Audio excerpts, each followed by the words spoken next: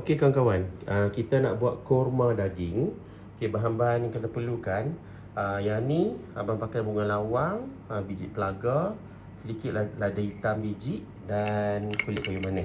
Abang tak pakai bunga cengkeh sebab abang tak suka rasa bunga cengkeh. Jadi kalau hampa nak pakai, silakan pakai. Lepas tu nak tumis sama dengan bahan-bahan rempah ni. Ni dia ada bawang merah, bawang putih dan hirisan halia. Okey, halia penting nak bagi dia wangi. Okey. Nanti kita akan tumis dalam minyak dan campuran minyak masak dengan minyak sapi. Okey, minyak sapi akan menaikkan rasa kurma. Okey, guna minyak sapi tulen. Ni Pyogi ni, QBB ni memang dari abang baby dulu dah pakai dari kecil lagi. Mak apa nenek abang, sebelah mak dan sebelah ayah dua-dua pakai dah dari dulu. Okey kawan-kawan, kita nak masak kurma daging. So yang ni minyak kelapa dan sini ada minyak sapi Abang pakai QBB Pyogi sebab ni daripada kecil-kecil dulu, daripada abang baby, nenek semua pakai cap ni lah. Minyak sapi ni pakai dalam 2 sudu besar. Okey kawan-kawan, kita nak tumis bahan untuk buat kurma daging. So sini abang guna minyak kelapa dan kita akan campur dengan minyak sapi untuk nak bagi rasa sedap dia tu naik. Ini brand QBB. QBB ni memang dipercayai turun-temurun lah dari abang kecil dulu, daripada abang baby sampai sekarang. Dulu arwah tok pakai, lepas tu sekarang mak pun pakai yang ni, benda yang sama lah. So abang nak letak dalam 2 sudu besar. Tu 2.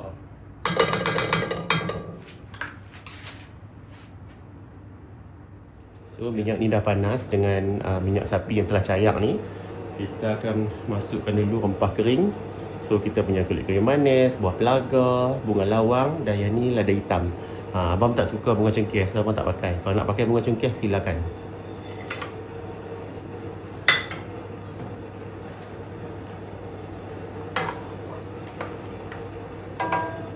Okay, masukkan bahan-bahan tumisan ni, halia, bawang putih, bawang merah.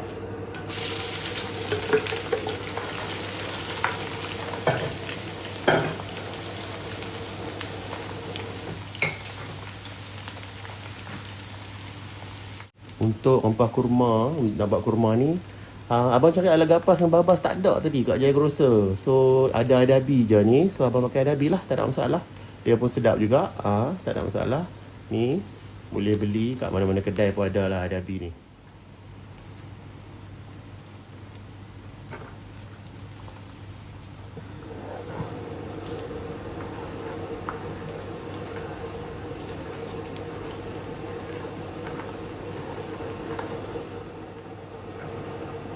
Okey, bila bawang ni dah wangi, okey, kita masukkan rempah kurma kita.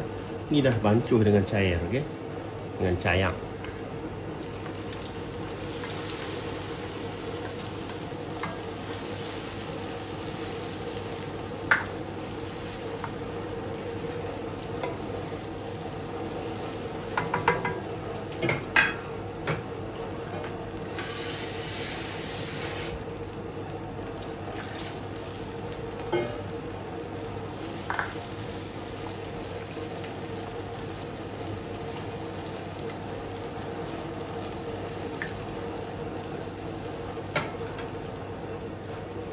Okay. Kita akan bagi dia renih ataupun simmer dekat dengan menggunakan api yang kecil Okay. Kecilkan api dan kita biarkan mungkin dalam 20 minit, setengah jam macam tu. Tapi kacau sekali-sekala lah supaya tak melekat di dasar kuali atau dasar periuk ni. Okey, abang nak kenalkan kepada daging-daging yang abang nak guna dalam buat kurma daging ni. So first of all, ni abang guna ekor atau ekor. Lepas tu yang ni shin. Shin ni dia bahagian paha, okey.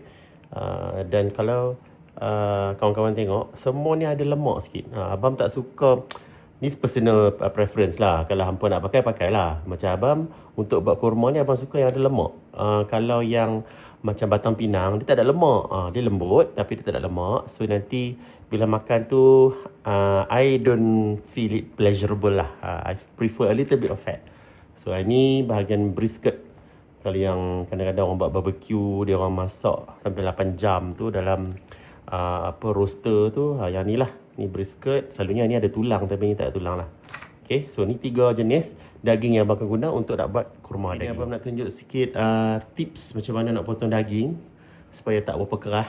So okay, sekarang kan daging ni, okay, nampak tak? Ni line-line ni kan, line. Okay, kalau kita tengok kat tepi, nampak tak ni? Line dia straight ni kan. Jangan potong kat sini, jangan.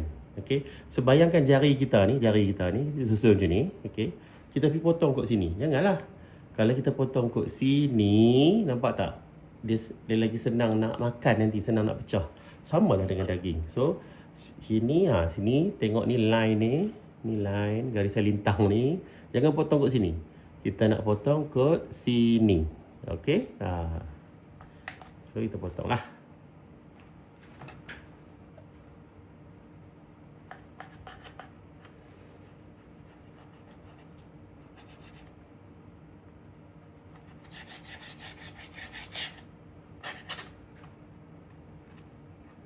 Okay, nampak tak lepas potong? Tu.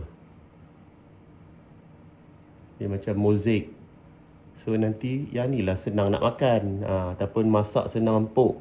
Kalau kot sini panjang-panjang ni susah. Yang ni dia macam puzzle, senang nak makan. Okay, potong ikut suka hati lah. Macam ni abang akan potong cube.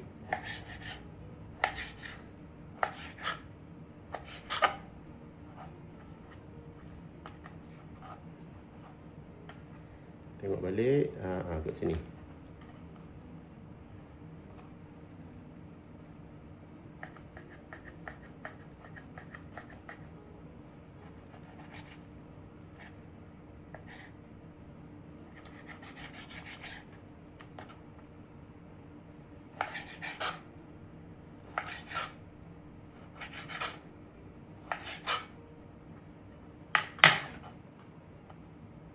Yang ni yang untuk bahagian shin tadi, yang paha tadi, sama juga.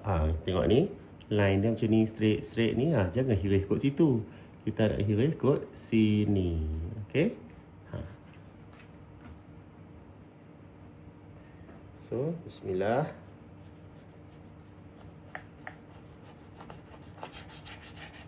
Macam tu.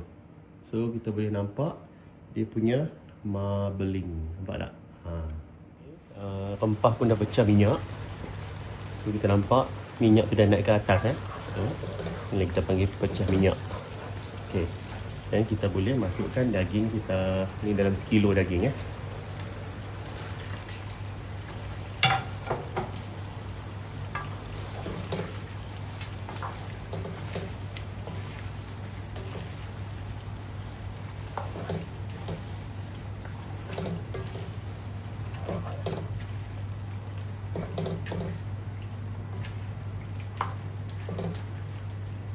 Gaul bagi daging ni mesra dengan rempah.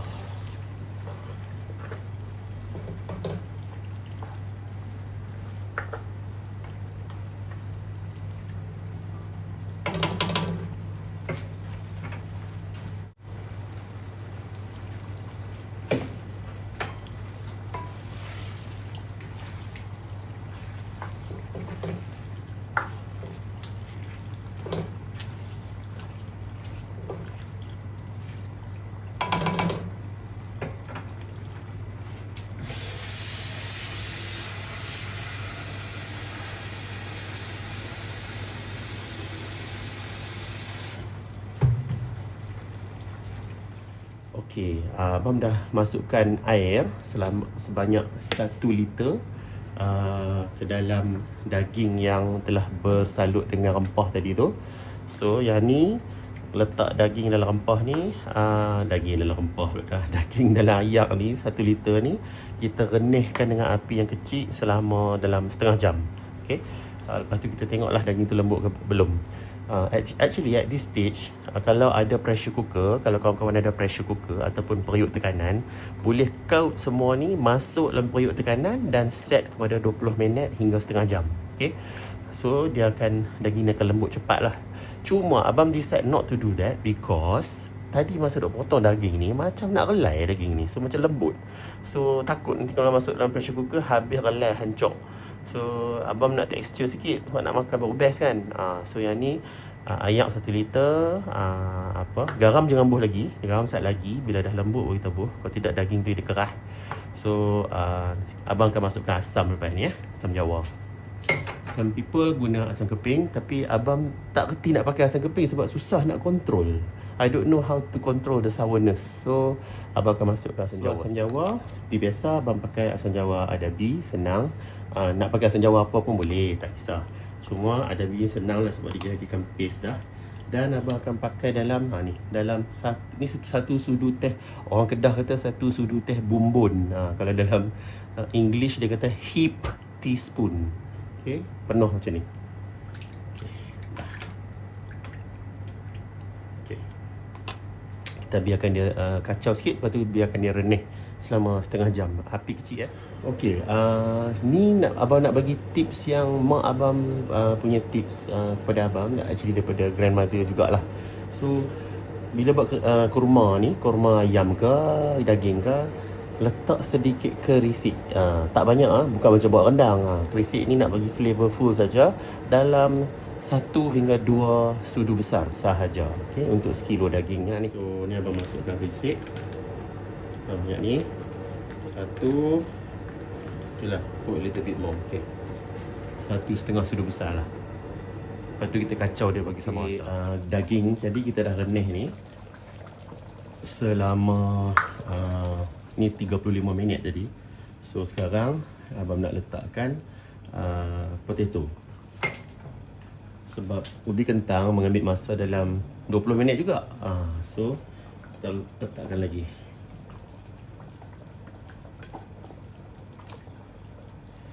Carrot kita letak 10 minit selepas potato ni. Kalau tidak carrot akan overcook.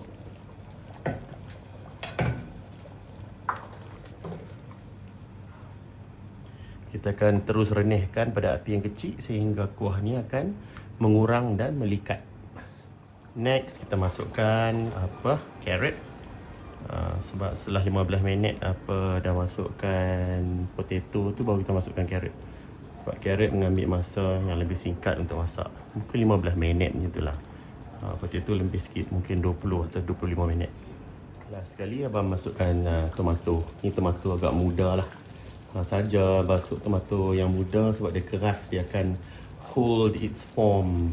Kalau kita buh tomato yang boleh juga nak buh tomato masak, dia akan hancur lah. Yang ni dia akan shape dia akan kekal lah.